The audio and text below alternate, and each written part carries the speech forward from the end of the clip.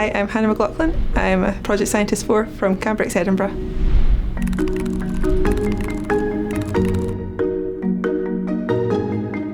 Peptide crystallization screening is used to make crystalline material. This is generally found to be quite often more stable, can have much higher purity, and this just means that it is much more handleable for clients for storage. They need less specialised storage, saving them money, and if we can improve the purity through crystallization, it also means that they don't have to go for complicated and costly techniques to make the material highly pure for them, and saves them money and just make sure that everything is much easier. We don't lose as much yield essentially if we can go through crystallization.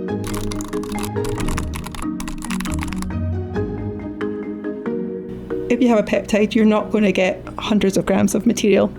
You're generally going to get quite a small amount of material. So if we can get really good analysis techniques that work on a very small scale, we can then get more experiments out of our material that we can get from our clients, and we can then give them more useful results which can then be scalable to a larger scale in plant without costing them money and costing them materials and money, because material is expensive, particularly for peptides and these larger molecules. So if we can get them more for their money, it's a fantastic thing.